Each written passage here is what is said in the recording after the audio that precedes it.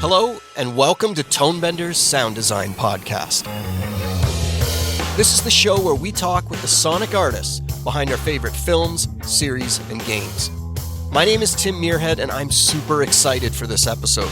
You may recall way back in the fall, Tonebenders and the motion picture sound editors hosted a sound design meetup in London, England.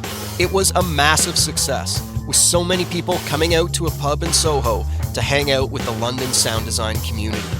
In addition to that magical night, I was also able to get a bunch of interviews with people doing amazing sound work in the London area while I was in town.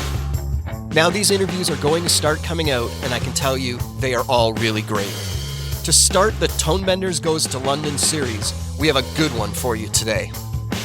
Two people that I have always found inspiring for their sound work are Johnnie and Paul Davies. Both have been on Tonebenders before, and I just love the way they were both able to articulate their approaches. But what you quickly realize with both of them is that each of their projects seem to have a different sound to them entirely. Each project seems to have its own voice through the sound design. These two make the sound work deeply as a tool to convey feelings and emotions. That is not an easy thing to do, so I wanted to get them together in a room and let them play off each other to dig down on how they go about finding the sonic voice for each of their projects. It's a difficult thing to put into words, but I thought if anyone can do it, it would be these two. Listeners will know Johnnie from his recent Oscar win for Zone of Interest, and also his excellent talk in episode 204 of Tonebenders about the sound of director Jordan Peele's film, Nope. Paul Davies is known for his long collaboration with director Lynn Ramsey, and I last spoke with him about the film You Were Never Really Here in episode 95. I highly suggest you search out both of those if you have not heard them before. I want to thank the motion picture sound editors for sponsoring this trip to London and the series of episodes featuring interviews I was able to do in England. To learn more about the motion picture sound editors, you can go to MPSE.org. They're doing great work to support and be advocates for sound editors around the world. Okay, let's get to Johnnie and Paul. Here we go. I feel like both of you have a unique way into each project. None of your films really sound the same. That's what I wanted to talk about today. So maybe we can start with that. Maybe, Johnnie, do you want to go take that first? Oh gosh, I was going to say, I hope to hear what Paul was going to say. Yes, because I hope you're going to say something incredibly smart. But I'll have a go. I mean, for me, it always begins with trying to understand the script and then creating a palette of sound that goes with that script, and that's usually going and recording things and starting with understanding how the sound is going to be applied. And hopefully long before, getting given a picture edit or anything, you're starting to think about it. So, yeah, I think creating your own sound library for every film that you work on and making that different is kind of key, I think, to getting things to sound different. No, I just echo what Johnnie said, is that it's actually each film has its own demands and requirements, and it's finding out what that film wants. And particularly, for me, it's also, reading the script, and it's also a collaboration with the director. I've been fortunate enough to work with some very interesting directors who've got their own idea about as Johnnie has, about sound, and who want to push you further. And I've been doing some teaching recently, and I was saying to the students, a good director will push you further. You will take it so far, and they'll push you further than you ever thought you were going to go. Yeah. I'm sure John Glazer is exactly like he's a master of that. Like Lynn Ramsey, absolutely. Yeah. It's things that you'd never think about. And they're often, it tends to be that we work on films that are always trying to defy convention. And that's also, in the sound, isn't it? Not falling into a trope and just doing something. Yes, precisely, because sometimes you see a film and you think, well, we're in that world, a more naturalistic world or a more fantastic world, depending on the film. But you want to do something fresh and new each time. And you're right, sort of finding the sound world for that film is incredibly important. That takes time sometimes, and you need help along the way from collaborators and the director. Yeah, and that bit can be longer than the actual sticking it on the film. Kind of deciding how you're going to do it is, and some films don't even have that part of the process. Perhaps a more Hollywood world, there is the film, now quickly put the sound on it. Yes. Whatever that is, or we haven't got time, well, okay, it is what it is. It is what we already know, kind of thing. I have done plenty of those projects in the past, but I think it's fortunate over the past few years, it seems to be seem to have the luxury of sort of being able to find the world with the director, even if they can be small films as well, but as well as the bigger films. Yeah, or even having the opportunity to read the script and make a suggestion. Yes. This could be a good way of nailing that part of story or reinforcing it with sound as a narrative tool. We tend to work with directors who do really understand sound, but often there are those that just see it as reinforcing whatever's happening in the picture. Yes. Well, I've worked on plenty of those films as well.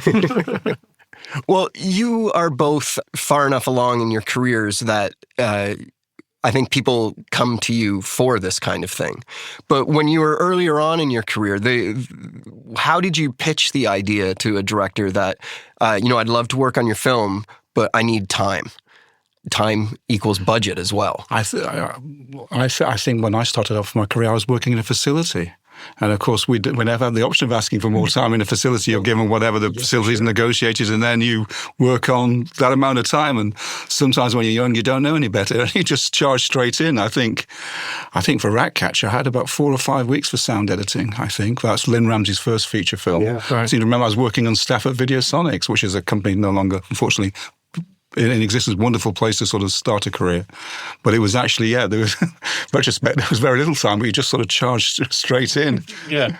I think it frightened the hell out of me now. But yeah, I mean, for me, I had the first 2 films were with Jonathan Glazer, and he's extremely rigorous, and the preparation and the use of sound is far in excess of what you often get in a film. And I genuinely didn't know any different. So when I met the next director I worked with, Yorgos Lanthimos, I just said, well, this is obviously how you do it. And he was like, well, you seem to be putting a lot of effort into that, but I guess that's okay. I didn't know any different. I thought that was how you did it. So. You said Ratcatcher and your early work with Jonathan, including Under the Skin. Both those films, when I saw them, I mental note, I got to find out who did the sound on this, because they pop out, and not in a showy way, in a a world building kind of. I think because in the film like Under the Skin, the sound and the picture are doing the same thing and working towards the same objective. It doesn't feel like decoration. Yeah, exactly. Or cool sound design. It's incredibly cool sound design, but it's actually wedded precisely to the image and the music as well. And I think that hopefully that's what I've tried to achieve a bit with what Lynn has been doing as well, starting with Ratcatcher and then moving on to her other films. You've both gone on to make further films with those directors. Yes. Do you want to talk a little bit about how you nurture that kind of relationship and how you go about making sure that you're involved in the next project?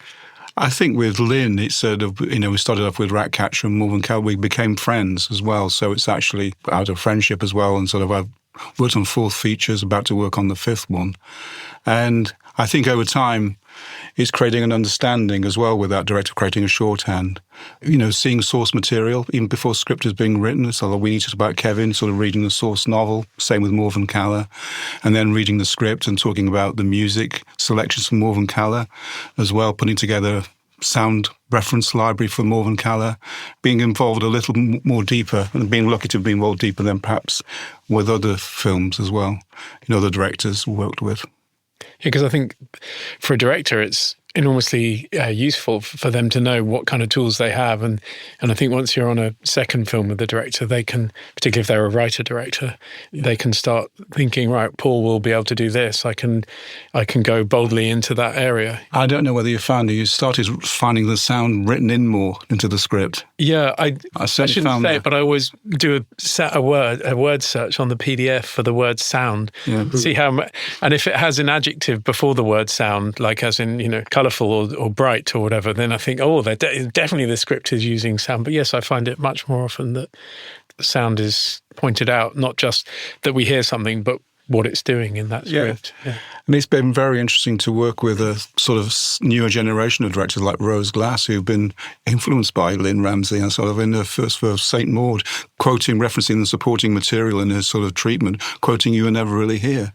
So it was Brilliant. It's very bizarre, the self-reference. Well, but of course, we don't want to repeat what we've done again, really, but I know what she means. So that's been an enormous luxury. Another film that meant a lot to me was Love is a Devil, John Maybury, a film about Francis Bacon. Richie Sakamoto wrote the soundtrack, a very small art house film. But it was actually a film where I got a chance to do my first sort of sound design, the way I envisaged when I was in film school, a commercial feature film, even though albeit a low-budget one. I think I was lucky enough to work with a director who probably didn't know much about sound, but knew that they wanted the sound to do sort of a big supporting job within the film, a big part of the emotional narrative, conveying that in the film. Yeah, not something directors are often aware of, that sound can be counterpoint. Yes, I think for John Maybury, I think he was perhaps he was a visual artist, and he knew he wanted something special to go with his images he'd created. Right. Yeah. So, which is a very important. As a film, I look back, I think over 25 years now, but sort of as a sort of start of my real sort of sound design career in feature film. I'm going to watch that. So with feature starring Derek Jacobi and a younger Daniel Craig. Oh wow! Oh wow! Cool. It's worth a watch. Yeah. Well, everyone listening has their homework now. Yeah. So you mentioned for Moran Collar that you were reading the script, reading the book. Yeah. So there's a second film. Yeah. So I knew Lynn a little bit before Ratcatcher, but sort of obviously we'd formed a bond in Ratcatcher. She gave me the novel and then the script, and then the scripts and the book detail a whole lot of music, particularly from my period, the 1980s sort of krautrock period, electronic period. And so I compiled a CD for Lynn, so there's a reference sort of the music that was referred to in the book and for other suggestions. So he's starting to sort of develop a sort of closer relationship. So it's not just, as you talk about, the Hollywood industrial way of, the film is shot, then it's edited, then sound is put on top of it. The sound is a bit more integral, even in the pre-production. Mm-hmm. And Johnnie, for Zone of Interest, I saw the research that you did for it. There was 3 parts to it, and each part was thick. Yeah. It included like reading Holocaust first-person interviews and such like that. Obviously, not every film lends itself to that kind of thing, but how do you, not necessarily budget like money-wise, but come up with the amount of time that it's going to take to figure all that out? Probably with fear. I mean, it was when John told me the idea of the film and that the juxtaposition would be brought about by having this wonderful bucolic family life and set against that the sounds of things that we would not be seeing. I obviously immediately understood that none of that was going to be part of the production's job to go and get that sound or shoot those images. So I kind of quickly realized that I had to know exactly what I was talking about in terms of what Auschwitz sounded like in that period of time. And Jonathan is incredibly rigorous and everything he does. I didn't want to be sitting there in a year's time in a studio with him and saying, well, I think it sounded a little bit like this. I knew he would be really wanting me to be very sure that I understood exactly what time of day things happened and how it all sounded. So that just meant that I had to research for many months, and with everything that's available kind of online and all the novels and stuff, and the Memorial Museum archives and lots of documents, even drawings and things that Jonathan gave me that all helped feed into understanding what happened, and then predominantly understanding what I then had to go and create, like a bunch of scenarios, almost like little radio plays of events of atrocity that happened, that when we came to be in post-production and what needed to put the sound onto the film, I could draw upon a library of different sounds, but know that if I ever had to explain myself what they were, I'd be pretty sure that I'd know what they were. Mm-hmm. Yeah. Yeah, your research even included like maps of like where things would be happening. Yeah. It was really exhaustive and impressive. Because it had to be really accurate. I think the seed for John of wanting to make the film, he told me, was being in Auschwitz and standing on that perimeter wall and thinking, wow, they were drinking coffee right there in that kitchen and it's like 50 feet away. Whilst, the worst mass murder was happening over here. And you never go in that camp, obviously, but everything that happened in a sort of acoustic vista. And so it's about drawing imagery in people's head through sound and through their connections with those sounds. So yeah, I just felt it was really important to have the distance correct. If the prisoners were Hungarian, we knew they were sort of 3 blocks away, and that would be where that sound would come from. And the Block 11 execution gunshots were, about 150 meters away and all that. So I made a sound map and put on it the position and worked out the physics of how much top end frequency you would lose and how much bottom end and all that kind of stuff and how much reverb. It's incredible. I mean, I think as a sound designer, I don't know how you felt. I always feel, and with dread when I read in the script, there's an off-screen sort of scenario that happens, even a small one. And when I was watching Zone of Interest, my thinking was, this is about the biggest off-screen scenario ever. And I was actually filled in awe, and also felt sort of dread in my stomach as well, what you must have felt as well. I don't know if you felt that, having to create this world. I mean, it's a huge challenge to create something that's not seen. I mean, my initial convincingly thought was, wow, do I really want to do this? But for various reasons. But what really helps with that is Jonathan Glazer is a very hands-on director, and he really understands how to use sound. So the bulk of all the editing process of putting the sound on the film was with Jonathan and I working together on, what we thought worked on a particular scene. And his insight and his vision delivers fantastic off-camera sound as well as on. I mean, it would be absolutely essential to have the director being intimately involved. Yeah, completely. With that process. It really was. I think you also mentioned as well is that you found through the sort of making the off-screen world, the sort of simplifying was actually sort of often the way to go forward. Was that? Yeah, we put the sound on in a series. I think we worked out it was about 14 passes of the film over 3 months, where the first pass was about a month, because we saw it as 2 films, film 1 being the kind of family drama, and we completely made that, finished it off and did a mix of that before we put any of the horoscope that came from the camp. So over 4 weeks, we just put a lot of sound in, and then we started again at 2 weeks. And then by about past 8, we were maybe 6 or 7 weeks in, and we'd put an awful lot in. And then we realized that now we were having to take stuff out. So by halfway, it was all about redaction and realizing how little you needed to put in to make the point. And that's something that Jonathan has always kind of taught me with every film that we've done, or commercial or music video or anything, is build a structure, a scaffold that allows you to put a feeling in a viewer, and then see how many stilts you can take away from it and still keep that feeling there, because the more simplicity with which you can say something, usually the better result.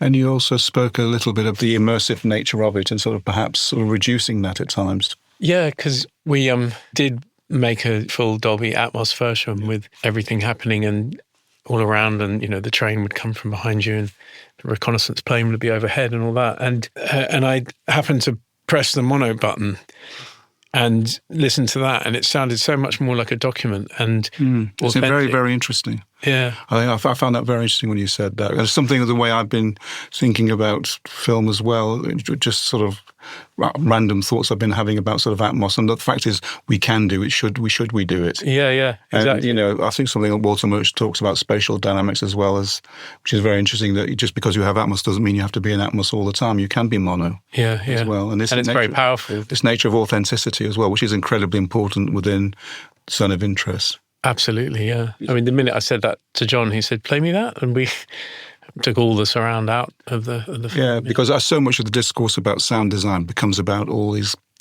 about immersive nature, about Dolby Atmos, all the plugins we have. Yeah, and John actually said to me, we had this sort of mildly heated conversation where I was like, "Please, I can't make a mono film. Like, I'll be laughed out of the next Tone Benders." They say the Tone Benders. But he said, "Johnny, the immersion is the material, but it's not the case of the director pushing you. Yeah, further in the way they were right. Yeah, absolutely. Yeah, no, he was absolutely right. Yeah, and that's what we're doing in sound wise is at service of the film, of the narrative. Yeah. No, because early in your career, not your career, but my career, I was certainly like, I've got a box of sound design. Let me throw the whole lot onto the film. I think that's why I love As a Devil. That was my approach. There's a film that looks great, and I could throw a whole box of sound design at it. All the tools we had at the time, not plugins, but sort of, emulator sampler and hardware effects units. Yeah, we can make a great it's a great playground. But then... Yeah, once you realise you're actually just the filmmaker who happens to be doing the sound. Yes. That's much more important. It's the director, like Jonathan Glazer or Lynn Ramsey, having a very, very clear concept of what they want to do. Yeah. Or a clear understanding of how they want to explore that concept. Because you're not just Jonathan Glazer's tool, are you, in his hands? You're their sort of creative collaborator. Yeah, absolutely, yeah. No, there's an awful lot of experimentation that happens together. I want to throw out a big thanks to the motion picture sound editors for sponsoring this series on the sound community in London. MPSE is a great organization that I've been a part of for the last 7 years, and I've really enjoyed the advantages of being a member. Perks include the quarterly magazine called Wavelength that is exclusively about sound editorial and the people breaking new ground in the field. There are also the many live events put on by MPSE, including sponsoring past Tonebenders meetups in London, Toronto, and LA, and obviously, the Golden Reel Awards Gala. Another big advantage is by being a member, you vote for the nominees and winners at the Golden Reels, which means you get access codes to just about every movie and series that comes out during the year. To become an active or international member of MPSE, you must have 3 years or more professional experience as a sound editor or sound designer. This can be for editing dialogue, ADR, sound effects, Foley, or music in film, television, or the gaming industries. But remember, even if you're just starting out, you can join as an associate member and get most of the perks and then be upgraded once you meet the qualifications. For full info, go to mpse.org and click on Membership.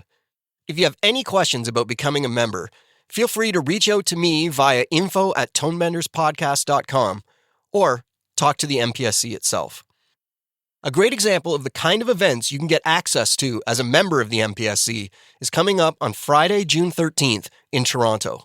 There will be a special screening for the 40th anniversary of the film Back to the Future, with one of the original sound editors, Scott Hecker, in attendance for a Q&A about how they came up with all the iconic sounds in this classic film. If you're interested in going to this screening to see a great film and find out what being an MPSE member is all about, go to the link in the episode description in your podcast player to claim your ticket. Use the code VFF Tonebenders for your free tickets. There will even be a mixer after the screening to hang out with the sound community. Okay, let's get back to Paul and Johnnie. There's the element of you working with the director and finding the sonic palette. There's also the element of you both are the supervisors, and then you have to find a way to pass that on to your editors as well. Do you find that that's easier with a smaller team?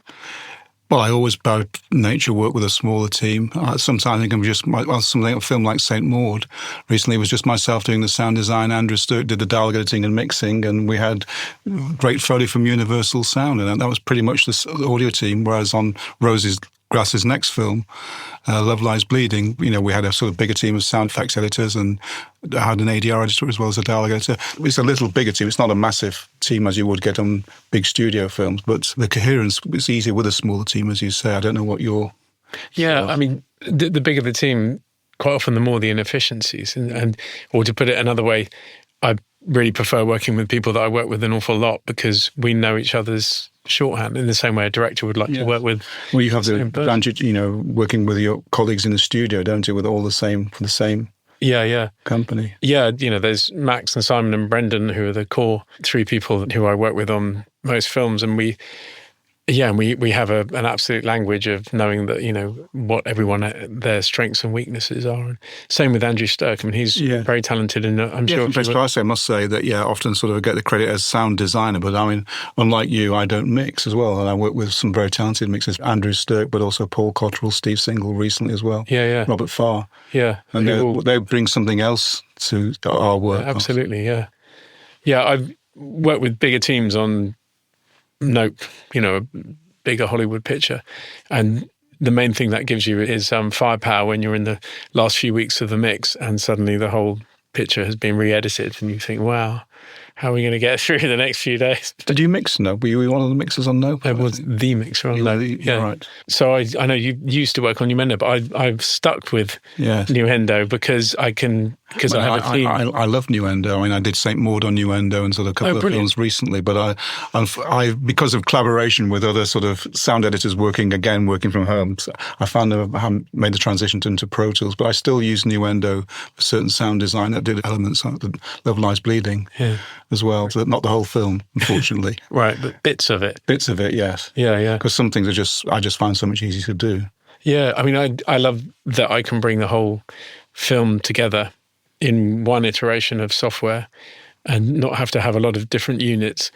And therefore that allows one to start working on the mix from day one and have it more like a sculpture and work across that over the whole period of post-production. Still have a final mix at the end where you make sure everything's great, but start to kind of map out how things are going, because in the one bit of software I've got, all the music, all the effects, all the dialogue kind of thing. Yeah. That's, I think, the main advantage for me anyway with my workflow. I think when Pro Tools can do, 1,000 tracks on a laptop, then everyone will work in that fashion kind of thing. So what about spotting sessions with you guys? Do you guys like spotting sessions? How do you deal with those? Yeah. I mean, spotting sessions are crucial, actually, particularly with directors who haven't worked with before. It's a way of gauging the temperature. You go into the spotting session usually with the director and probably the picture editor, maybe the composer, maybe producer, where you just find it's reading between the lines. Yeah, it's finding out what the anxiety is about what the cut isn't quite doing yet that you might be able to help with. Or when I first went to spotting sessions, I dutifully made a note of all door closed there, that time code, dog barks there, cat meow. And now you can take all that for granted and don't even need to discuss it. And it's really about what are the anxieties, and often something will be said and there's an anxiety and you can see that it refers to a deeper anxiety about the film, which is a fundamental conceptual issue. Yeah, and not necessarily solvable, but perhaps helped with with sound. I think it's great when a spotting session is discussing broader ambitions for the film, and as you say, and here we need a footstep. Yes, because we should all know what the obvious stuff is by now. And it's really good working with editors who are very sort of sound aware as well, and looking at the AAF and using that as a spotting template as well, and seeing what their intention is, because they sat them down and worked with the director for sort of many months. That's very valuable as well. Yeah, and if we'd been lucky, then we would have probably been on the project for a few months anyway, and perhaps supplying the editor with the odd idea. Yes, I'm thinking about sort of lower budget films, perhaps, where you brought on at the end. But certainly for a film like you were never really here, and the films you're working on, yes, working alongside the director's cut. Yeah. And then precisely the whole idea of supplying sound to the cutting room, working in scenes and just providing quick bounces. And then you know what the anxieties are. Yeah, precisely. Do you feel any anxiety going into a spotting session anymore? I think there's always an anxiety when you start a film. Yeah. Even with the director you've worked with before. I can remember my first spotting session about 30 years ago and being incredibly physically nervous. Yeah. Because I was going to have to, speak about my ideas and all. And yeah, so, but starting a film, I'm always now excited, I think. To get to that point, yeah. So have you ever worked on a film that you had a hard time finding like the sonic hook, like finding how you're going to dig into it? I think with Jonathan Glazer, it's always very much about hearing it in 100 different ways and going to the extent, there's sort of 95% wastage in terms of ideas, but hearing it and trying things, that's always an exploration. And with Yorgos Lanthimos, that's often about reacting to seeing the visuals for the first time and thinking, wow, that's not what I thought it would be, and trying to make a world build that suits his strange environments.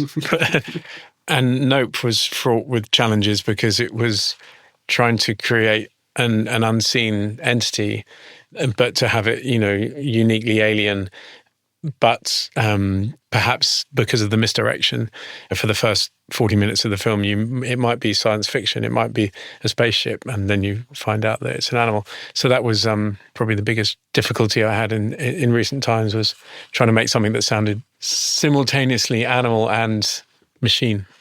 I remember when we spoke about Nope, when it first came out, you talked about how you and the director, Jordan Peele, spent a long time listening to winds. Yeah, we did, yeah. A lot of time. And tuning wind, like taking wind being a blank canvas of white noise, which obviously, contains every spectrum of sound. And because Jordan's very musical, and so we were dialing in really sharp EQ spikes at musical frequencies and making chords out of it, and then seeing how interesting it was that the wind would open up particular musical notes if it happened to blow at that frequency. So you get a very kind of fragile, interrupted, natural sounding thing that has kind of emotion built into it because it's a kind of musical chord. So yeah, we believed that wind would position the monster for us in the soundscape. Yeah. So wind was kind of your way in on that one, maybe. Yeah. I think, in fact, Jordan sent me the script and I sent him some ideas back that were based around the reason why the horses would go out into the field where they were abducted was because there was a broken bit of fence that when the monster flew overhead, the wind would pick up and it would go, whoo. So we spent a lot of time blowing over bottles. And anyway, that idea got written into the scripts. The film at one point began, during the edit process with hearing this kind of bottle-blown windpipe thing. I think. Yeah, talking about wind, it sort of reminds me of a film I found sort of difficulty perhaps earlier on in my career, a film called The Proposition, John Hillcoat, written by Nick Cave. And it was a sort of like Australian Western. Yes. And John said that in the outback of Australia, where the film was set, it was so hot, there was actually no animal sound, there was no insect sound, there was no bird sound, and the only sound was flies. I thought, what am I going to do with this? And so I did exactly the same solution, wind. I think it was 20-odd years ago. I think so. I was using an emulator sample, similar sort of idea about sort of tuning, sort of sampling wind, playing the wind back at different pitches, and that was actually the solution. Wow. Yeah, because it works on that landscape. Yeah, absolutely. Yeah, and it's nicer to listen to than flies. Yes, well, flies were very important as well, but not all the time. It's interesting because as sound people, we tend to chase the new plugin, the new toy. Yes, but you're just using an EQ to make those winds because the toys.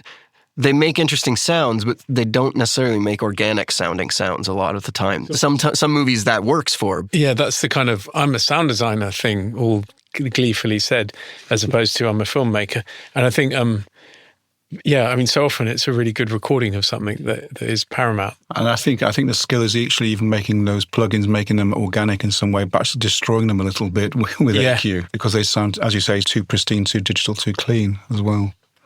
It's amazing how simple things like EQ and distortion can do a lot of work for you. I love that story of EQing the wind to make pitches out of it. It's really creative, but also it's something that we all can do. There's nothing stopping us from doing that, But you got to put yourself in the right mindset to do that. And sometimes our mindset is, this new plugin came out. I mean, the one thing I loved with Nuendo more than my favourite Nuendo plugin was Post Filter.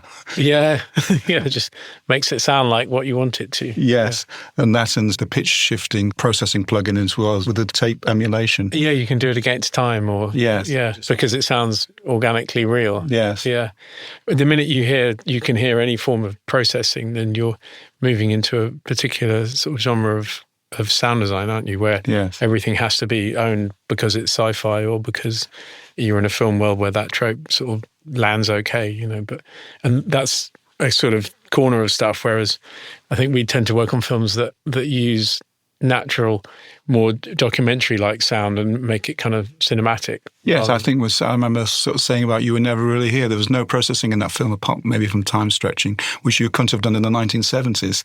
Phasing, right. Pitch shifting, EQ. Yeah. Pretty much that was what was used. All you need. Yeah. Yeah. Sometimes that's not true. I think with sort of a film like St. Maud, then a lot more plugins were used, but then the challenge is to make them organic, make them believable, and that's a selection of sounds. Yeah. No, the only plugins I get really excited about at the moment are all the AI voice cleanup stuff, and there's so many of them, aren't there? But yeah, when you think, wow, that's really taken the mic noise out or whatever, you know. But yeah, apart from that, it's better to have a good recording and manipulate it. You do a lot of recording, don't you? Yeah, I think. I think far more than I do. I think I'm much admiration of that. I mean, I always sort of promised to deliver a picture editor, a library of sound at the same time as they wrap the shoot. So alongside the shoot, myself or one of my team or whatever will spend some time on the locations when the crew isn't there and when it's not so noisy. Because I think it's that process where you get unique sound, but you go and find sound that you would not have otherwise got. Yeah. You know, fortuitously, you hear something strange and that can make it into the film in a way that a sound effects database wouldn't give you that. And precisely, I think it's something whether you never really hear. We found that there was lots of sounds of New York streets, traffic and trains, etc. What was missing was the sound of people on the streets. Yeah, right. And the presence of people. I mean, I'm not just about but sort of specific things you could pick out. So my sort of co-sound effects editor, Morgan Muse, went to New York with a handheld Zoom recorder, just recording the street, which sort of works so well bedded in with a production sound as well. Yeah, it's brilliant because human voice is the hardest bit out of all location recordings. That's the one bit that will be hardest to fake when you're back in a voice booth or whatever. Yes, absolutely. Yeah, and we found that out, and that's actually what we were recording on location was working for us far better than the loop group recording. Yeah. I take an umbrella out with it's a long Burberry umbrella. I read about this. Cut the handle off and put a 416 microphone with a foam pop shield that looks like the handle, and have the wire going up my sleeve and into a recorder in my pocket. But you can directionally record people in the street if you look like you're sort of yawning and stretching as they're walking past, kind of thing. But, as long as you don't get too close and you're not obsessing about someone's details of their conversation, it's just passerby stuff. I think that's okay. And again, it brings up the fact is sometimes, again, online you read a lot of obsession about sort of the pristine microphones and clear, field recording, the best recording kits. Sometimes some of the best stuff I had is just, again, with a handheld Zoom. There's another film, Surge, which was working with the director again on Neil Carer on his new film Hamlet. But Surge was set just streets of East London, and the Zoom was perfect because it just, again, matched the grit and so the energy and the immediacy of the location sound. Yeah. What's the best camera that a photographer owns? The one that they've got on them, is that thing. But it's the same as, the opportunity of recording something is so much better than or more important than what it actually sounds like or how well recorded it is. Yeah, and also there's that thing that there's so much authenticity in a rough bit of sound, isn't there? Because there is, yes. We watch so much now online, and if it's hissy and noisy, that really happened, So yeah, it's a bonus. There's a movie that just came out called Kneecap that is about an Irish hip-hop group.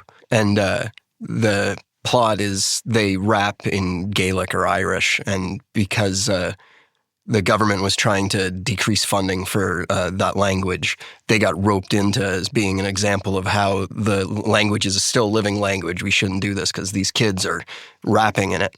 And what the sound team found was that during the performances, what made the crowds really come to life was they went back through the band's actual archive of their phone recordings of their fans, and they used the bits between the songs and that distortion and crunch that came from these really lo-fi recordings. When they put it in with their library crowds and the loop group and everything, that's what made it feel more, I'm going to say punk rock because I'm old, but it made it feel real. Hey, I think that was mixed by Asa Hand. It was. Yes, I know very well. I'm looking forward to seeing the film. It's really good.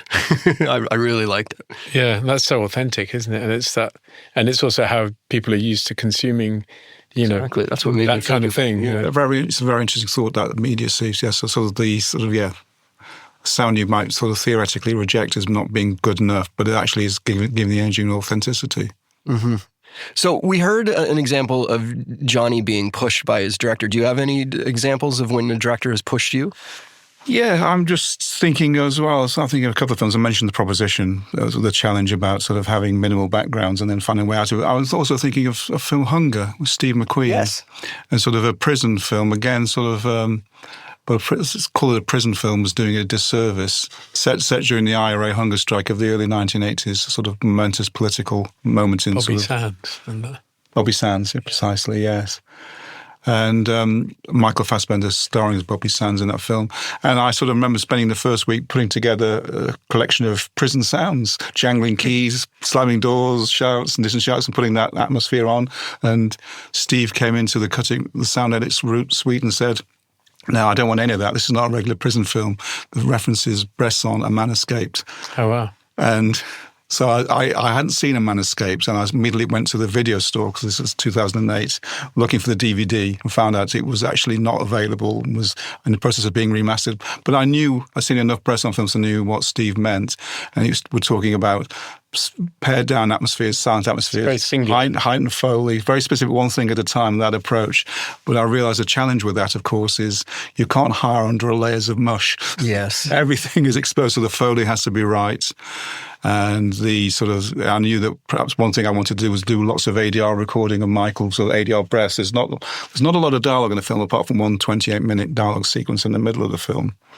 But that presence of breath of presence and heightened Foley, it is useful to sort of refer back to what you've done before, the things we've done on Ratcatcher. Lynn loves heightened Foley, for example. She's even in a wider shot, perhaps pushing the Foley movement of one character, something she refers to as equivalent as an audio zoom, equivalent of a visual zoom as well. And so those type of things, that precision and selectivity. And my natural comfort zone is films of David Lynch, this multi-layering, this drones, this immersion. Yeah, and this is pushing me sort of in a way I wasn't familiar with, and as a challenge. I found a challenge, but it was a very creative challenge, though. Is there anything that you guys would like to talk about that we haven't brought up yet? Perhaps the integration of sound design and music.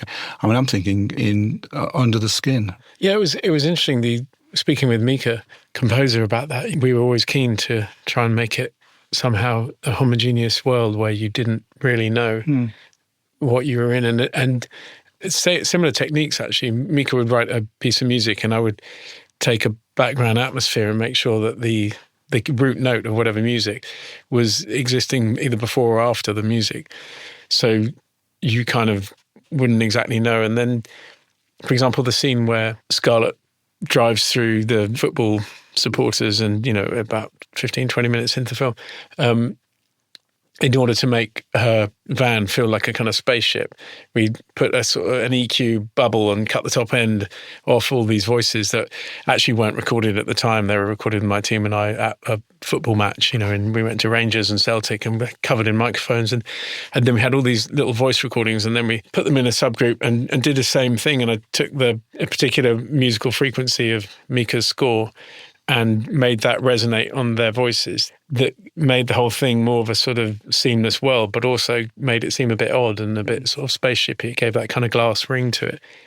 I think I'm a frustrated and not very good musician, so I always want to try and find musicality in things. I think we're sort of, a lot of us come from a similar background. I would regard myself as a non-musician, but my first interest was electronic music, and I sort of bought a synthesizer, and I realised I was more interested in producing sounds and making music, and so.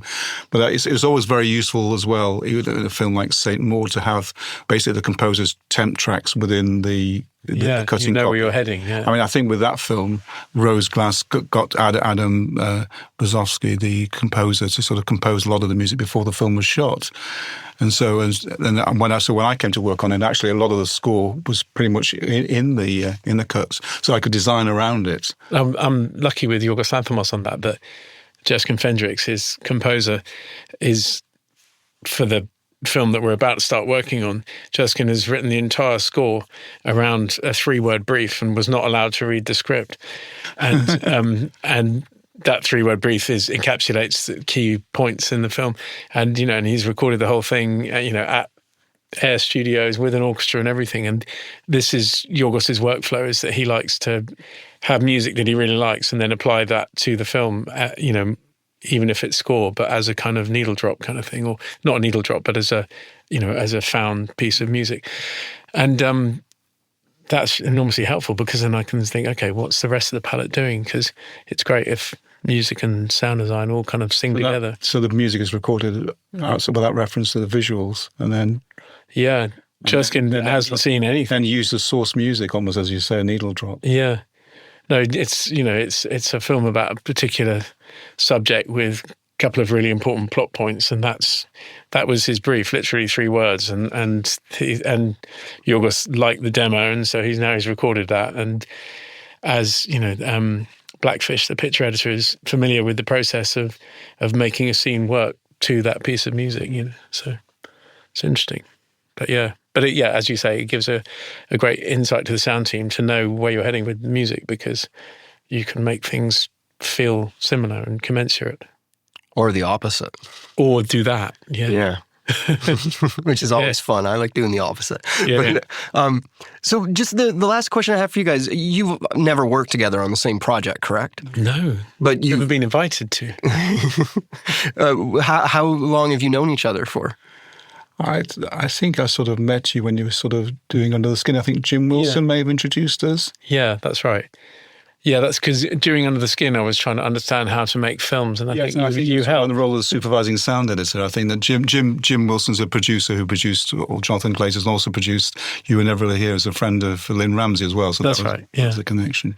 Yeah, I think I remember having some conversations with you that really helped me understand. I think because John said to me a few years before Under the Skin, find out what you need to know that is different from the 60-second commercials that we have made together before, and the music videos, you know, to how to extrapolate that whole concept into a 2-hour film. And so I did a lot of talking to people, and one of those lovely people was Paul Davies, so thank you for that. That must have been about 2010, I think. Yeah, I think so, it was a year before. I think I was just about to start working on We Need to Back Kevin. That's right, yeah. But no, we haven't worked together, we should. That'd be fun. Yes, it would be. Let's do it. Go back to Innuendo, would you? Yeah, exactly. It's good. No, it is good, yes. If you can control the environment, if you have a walled garden of sound team, then it's fantastic. Awesome. Well, thank you very much. This is really great. This is wonderful opportunity to chat, isn't it? Yeah, exactly. Thanks, I really enjoyed it. Thank you, Thank you, Paul. Thank you, Tim. Big thanks to Paul and Johnnie for being on board for this idea for a talk. Johnnie was kind enough to host this recording as we all met at his Wave Studios in Soho. 2 better people you will not find. It was great to sit down with them. Also, a big thanks to Teresa Morrow for editing this episode. I want to thank the Motion Picture Sound Editors for sponsoring the London Sound Design Meetup back in September, and this series of episodes featuring interviews I did while in England. To learn more about the Motion Picture Sound Editors, you can go to MPSE.org. They are doing great work to support and advocate for sound editors around the world. The next episode in this series will be a Dialogue Editors Roundtable, and I can tell you, it's really great. So keep your ears out for it coming out soon. Tonebenders is produced by me, Timothy Muirhead. Theme music is by Jim Guthrie. You can reach me via email through info@tonebenderspodcast.com. Follow Tonebenders on Instagram to stay on top of new episodes. If you like the show, you can help us out by spreading the word to your friends and colleagues, or leave us a tip. Just go to tonebenderspodcast.com and click support. Thanks for listening.